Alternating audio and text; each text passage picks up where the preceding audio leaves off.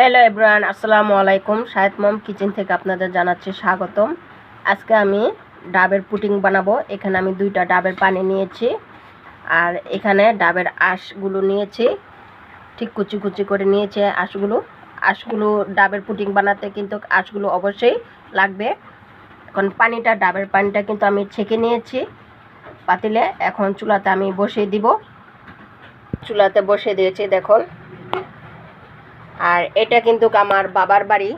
এই যে দেখুন আমার বাবার বাড়ি।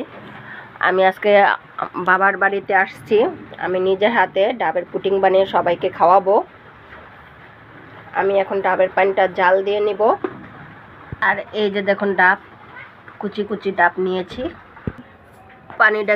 ডাবের পানিটা দেখুন গরম হয়ে এসেছে। এ পর্যায়ে দিয়ে দিব আমি 1/2 কাপ পরিমাণ চিনি, আর দিয়ে দিচ্ছি 1 চা চামচ আগার আগার পাউডার। এই আগার আগার পাউডারটা আপনারা যে কোনো মুদির দোকানে পাবেন।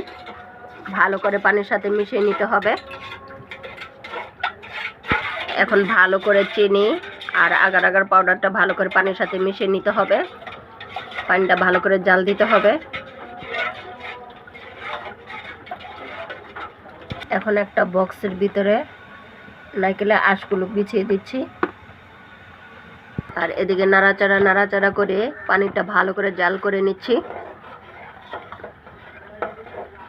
দেখুন পানিটা কিন্তু ভালো করে ফুটানো হয়ে গেছে।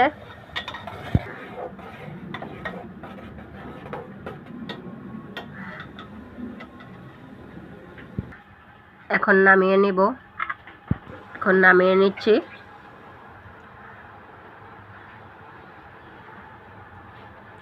একটা বক্সে ঢেলে দিচ্ছি ডাবের পানিটা। দেখুন বক্সের ভিতরে কিন্তু পানিটা ঢেলে দিয়েছি, আর নারকেলগুলো উপরে ভেসে উঠেছে। এখন আমি ফ্রিজে ঢুকিয়ে দিব। আর এই যে দেখুন গোয়াল বড়ে গরু, দেখুন কত বড় বড় গরু। এখন এরা শুয়ে নিয়েছে, আর কিছু দাঁড়ায় নিয়েছে। দেখুন পুডিংটা কিন্তু কত সুন্দর করে বসে পড়েছে, সেভ হয়ে গেছে ডাবের পুডিং। ভিডিওটা যদি ভালো লাগে অবশ্যই লাইক, কমেন্ট এবং শেয়ার করে দিবেন। চ্যানেলটা সাবস্ক্রাইব করে দিবেন প্লিজ।